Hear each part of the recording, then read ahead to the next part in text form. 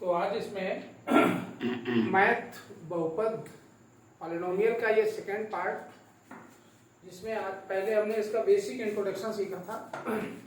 आज इसी में हम सीखेंगे कि बहुपद का जो ग्राफ पे रिप्रेजेंटेशन कैसे होता है और इस बहुपद के जो गुणांक होते हैं तो उनमें शून्यांकों और गुणांकों में क्या संबंध होता है, और उसके बाद फिर ये जानेंगे कि किसी भी एक बहुपद से दूसरे बहुपद को भाग कैसे किया जाता है।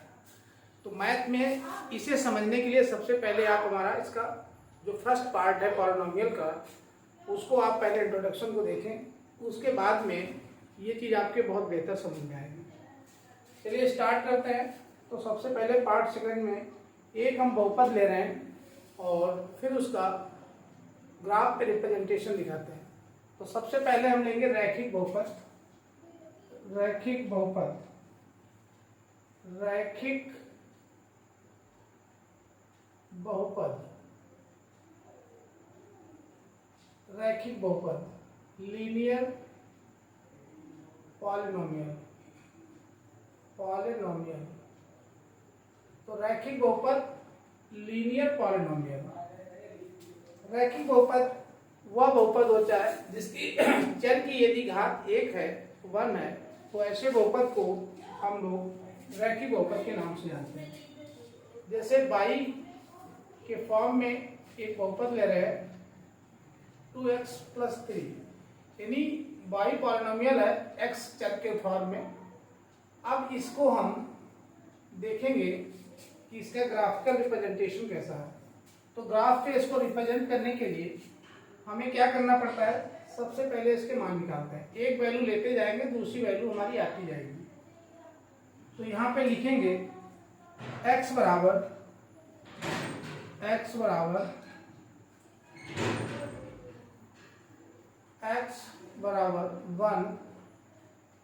लेने पर, x बराबर 1 लेने पर, तो x बराबर हम कोई एक वैल्यू ले लेंगे, इसको बहुपद को उठा के यहाँ रखेंगे। y = 2x + 3। अब जहाँ पे x है उसकी जगह पे ये 1 रखेंगे, तो देखते हैं क्या मान आता है। 2 यहाँ पे कोई चिन्ह नहीं होते, वहाँ पे गुणा +3, तो y बराबर 2 बन गया 2 + 3, यानी y बराबर आ गया 5। तो y बराबर हमको 5 मिला है जब हमने x बराबर 1 लिया है। इसी प्रकार एक दूसरा बिंदु भी निकालते हैं। तो x बराबर 0 लेने पर, कोई भी वैल्यू हम ले सकते हैं, बस ये ध्यान रखना है कि वो ग्राफ हमारा उसमें आ जाए जो दिया रहता है। तो 0 ले लेंगे, तो फिर वही चीज़ है, पॉलिनोमियल जो भी दिया रहता है उसको नीचे नोट करिए 2x + 3, और इसमें वही वैल्यू जो दे रखी है x की वो रख दीजिए। तो 2 × 0 + 3, तो y = 3। एक वैल्यू रखेंगे तो दूसरी हमें प्राप्त होती है। इस तरीके से इसमें हम और अन्य बिंदु भी निकाल सकते हैं। अब इसी की एक टेबल बना लीजिए सिंपल सी, और उस टेबल पे इसको नोट कर लीजिए।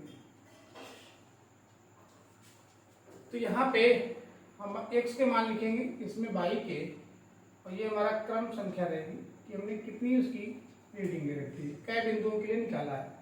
तो पहले a के लिए पहला देखें, x हमने लिया था 1, x मान लिया था तो y आया था 5, y की वैल्यू 5 है। फिर दूसरी बार में यानी b पॉइंट इसका, उसमें हमने x लिया था 0 और उस समय हमारा y आया 3। अब इसको ग्राफ पे रिप्रेजेंट करना है, तो ये ग्राफ ड्रा करेंगे, यहाँ पे ग्राफ को बना लेंगे और फिर उसको देखेंगे। तो ग्राफ जो है ये ऐसे बना लेते हैं। अब इसमें नंबर पड़े रहते हैं ऑलरेडी ऐसे, तो यहाँ पे इस नंबरों को देखेंगे ऐसे, तो इस टाइप से। यहाँ पे अधिकतम वैल्यू हमारी 5 गई है, तो बहुत ज्यादा ये 5 तक ही जाएगा। यहाँ पे 0 0 होता है, ये मूल बिंदु ओरिजिन पॉइंट कहते हैं। यहाँ पे x भी 0 होता है और y भी 0 होता है। ग्राफ में ये चीजें पहले ऐसे नॉमिनेट कर लीजिए। ये हमारा x x dash by dash. आप यहाँ पे वैल्यू लेंगे, देखिए पहले x1 लेना है, 1 हमारा यही है, 1 2 3 4 5, 1 2 3 4 5, ये भी इधर माइनस होता है, 1 2 3 और ऐसे ले लेंगे आगे यूज करने पर 1 2 3 4, तो ये माइनस रहता है।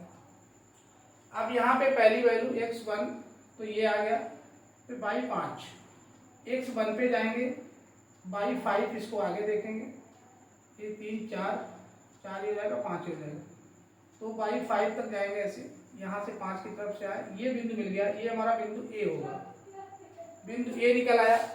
ऐसे बिंदु बी निकालेंगे, ये x0 यहाँ पे है, बाई b0 यहाँ पे, और बाई पे 3 ये आया, तो ये बिंदु यहाँ पे आ गया।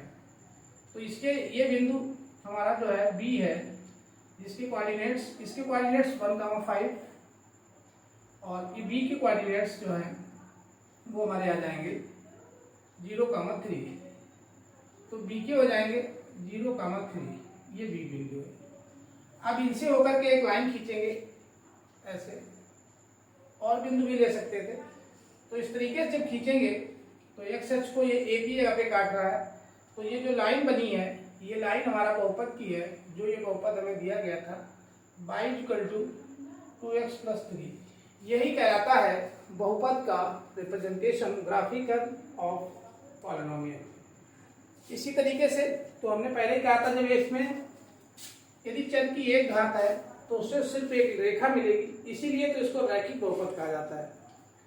अब यदि एक चर न होकर के यदि चर की घात 2 हो जाए तो वो आपका क्वाड्रेटिक पॉलिनोमियल हो जाता है, द्विघात बहुपद हो जाता है। अब द्विघात बहुपद का देखेंगे रिप्रेजेंटेशन कि 2 घात का कैसे होता है। 2 घात के लिए भी प्रक्रिया सेम है, जैसे 1 घात का निकाला वैसे 2 घात का निकालने की। तो अब की हम एक बहुपद ले रहे हैं y = 2x² + x + 2, ये कोई बहुपद ले लिया। अब इसमें हम एक वैल्यू लेते जाएंगे, दूसरी हमको y के रूप में मिलती जाएगी। इसमें हमने x = 1 लेने पर तो ये वैल्यू लेंगे, तो बहुपद को नोट करेंगे यहाँ पे y = 2x² + x + 2, मान लगा दीजिए x जहाँ जहाँ है वहाँ पे 1 रख दीजिए, 2 × 1² + 1 + 2, 1 का स्क्वायर करेंगे तो 1 ही रहेगा, कोई फर्क ही नहीं पड़ेगा। जोड़ लीजिए, 2 1 3 और 2 1 2, 3 2 5, तो हमारा y आ गया 5 जब हमने x लिया 1। ऐसे हम दूसरा निकाल लेंगे x = 0 लेने पर। अब जैसे x 0 लेंगे, जहाँ जहाँ इसमें x है वो पद 0 हो जाएगा, बचेगा 2। फिलहाल हल करके देख लीजिए, y = 2x² + x + 2, तो अब चूंकि y जहाँ जहाँ x है उसकी जगह पे हमें 0 रखना है, तो 0 रखते ही ये सब पद 0 हो जाएंगे, बचेगा 2। वो हमने पहले ही बताया था आपको कि ऐसे हम देख के बता देंगे कि वहाँ पे दूसरा मान कितना आएगा। तीसरी वैल्यू ऐसे हम निकाल लेंगे, आपकी जो है x का कोई दूसरा मान ले लेंगे। मान लेते हैं हमने यहाँ पे ले लिया x = -1 लेने पर, तो x बराबर जब -1 लेंगे तो बहुपद को नोट करेंगे y = या डायरेक्ट वैल्यू देखिए रख दे रहे हैं, फिलहाल नोट करके करिए तो आपसे गलतियां होने के चांसेस कम रहेंगे। तो y = 2 -1² -1 + 2, -1 का स्क्वायर करते हैं तो प्लस हो जाता है, और ये माइनस है, प्लस माइनस इसको माइनस कर देगा, +2 2 1 2 और -1 + 2, 2 में से 1 गया, 1 + 2 यानी कि 3। तो y का मान हमको यहाँ पे मिल गया 3 जब हमने लिया x -1। एक पॉइंट और निकाल लीजिए, x = +1 लिया था, उसके बाद -2 ले लेंगे, -2 ले लेंगे तो देखिए क्या मिलता है। बहुपद को नोट करेंगे, तरीका वही है, 2x² + x + 2, जहाँ जहाँ पे x है उसकी जगह पे -2 रख दीजिए, सॉल्व कर लीजिए, पता चल जाएगा।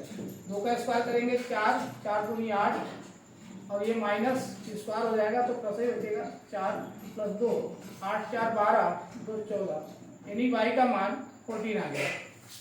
अब ये हमें एक बिंदु 4 बिंदु मिल गए। 4 बिंदु पे चाहे तो ग्राफ टेबल एक बना लीजिए। एक ग्राफ की टेबल जैसे हमने अभी बनाई थी उस तरीके से टेबल बना देंगे। यहाँ पे उसमें हम वैल्यूज को रख देंगे और देखते हैं। यहाँ पे क्रम संख्या रखेंगे A B C, इसमें x कर देंगे, इसमें y कर देंगे। इसको हटा दीजिए, इसकी जरूरत नहीं है। एक बिंदु और मिलेगा तो उसके लिए हम यहाँ पे D निकाल देंगे। D पार्ट बड़ा कैपिटल रखिए इसको। अब देखिए पहला ये x बराबर 1 लिया था तो इसकी जगह पे 1 कर लीजिए। y इनको 5 मिला था, y में 5 लिख दीजिए। फिर x बराबर 0 लिया था, यहाँ पे 0।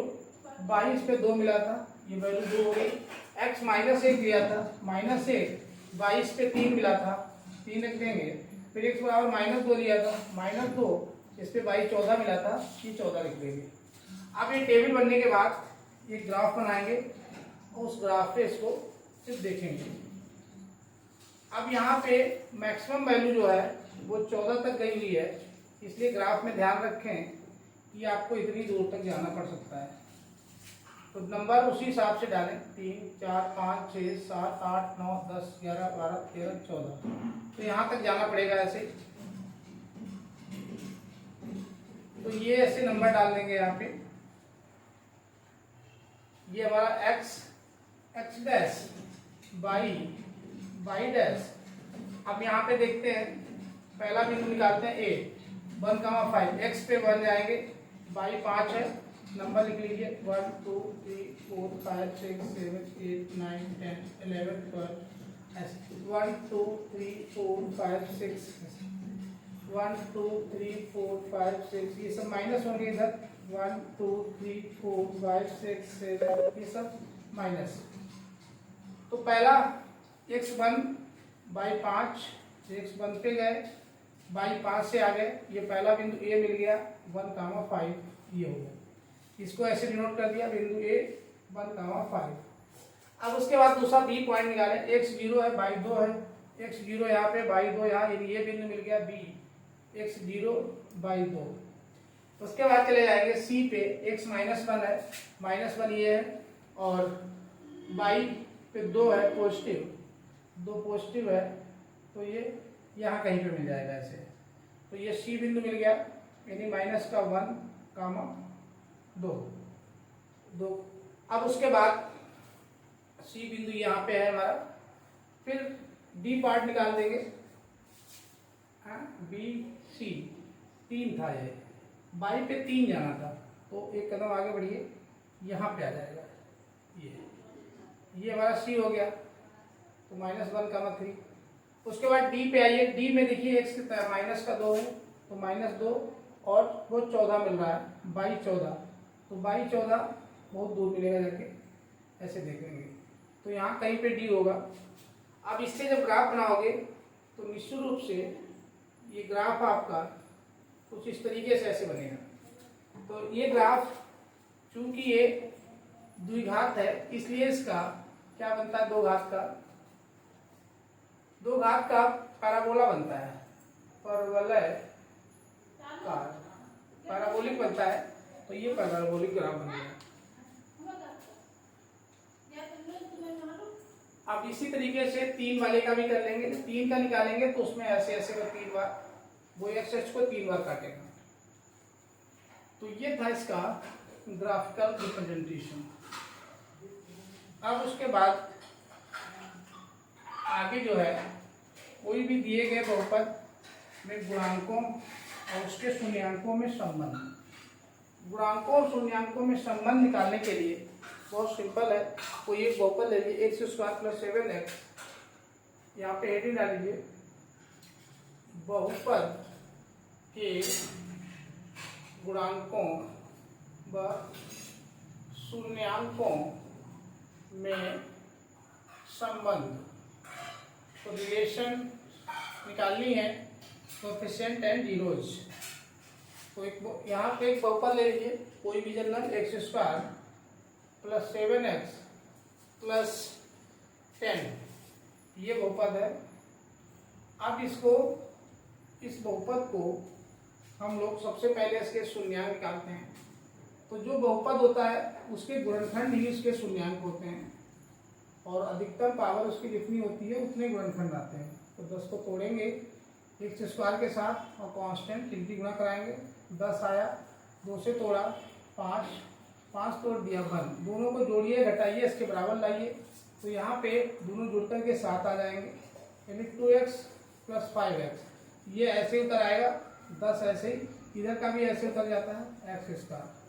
2 में कॉमन कर लीजिए, x कॉमन आया, x + 2 + 5 कॉमन कर लीजिए, x + 2।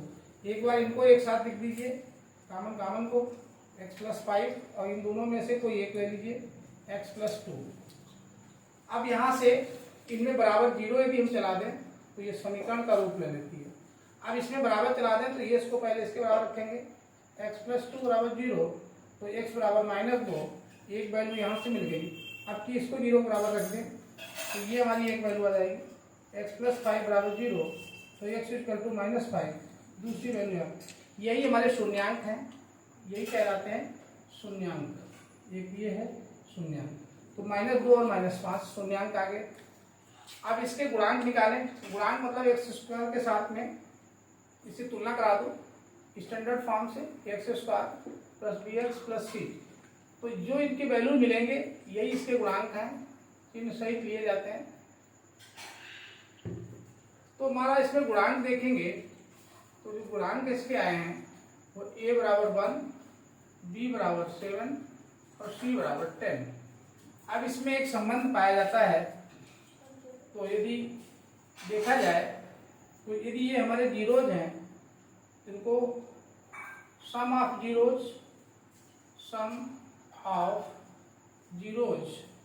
तो सम ऑफ जीरोज यानी अल्फा + बीटा बराबर होता है -b/a। ये एक शुद्ध फार्मूला होता है, इसमें हमें वैल्यू डालनी है और हमें पता चल जाएगा कि वैल्यू कैसी है। तो सम ऑफ जीरोज हमारा पहला, एक किसी को अल्फा ले लीजिए और दूसरे वाले को बीटा। तो अल्फा -5 है, बीटा भी हमारा जो है वो -2 है, तो बराबर -b, इधर से देखिए -b 7/a, ये हमारा 1 है। तो दोनों को जोड़ेंगे तो -7 बराबर -7। इसमें LHS बराबर हो गया RHS के। इसके मतलब यही हमारा सही है और ये इसके शून्यांक हैं। तो यहाँ पे उम्मीद करते हैं ये चीज़ आपके समझ में आ गई होगी कि गुणांकों और शून्यांकों में जो संबंध होता है वो इस तरीके से दिखाया जाता है। एक इसके गुणनफल वाला भी सूत्र होता है, ये तो इसका योग का था। एक अल्फा × बीटा भी होता है, यानी शून्यांकों का गुणनफल, प्रोडक्ट ऑफ जीरोज। तो अल्फा × बीटा ये होता है c/a। तो इसको भी चेक करेंगे तो ये भी वैसे फॉर्मेट में चेक हो जाएगा। अल्फा × बीटा -2 × -7, c/a, c हमारे पास 10 था, 10/a 1 है, तो माइनस की गुणा हो जाएगी, तो ये 14 और c/a। तो इसी तरीके से इस पे भी डाल के हम इस वैल्यू को चेक कर सकते हैं। ठीक है, आज इसमें इस सेशन को यहीं पे समाप्त करते हैं, फिर अगले पार्ट में इसको मिलेंगे। जय हिंद।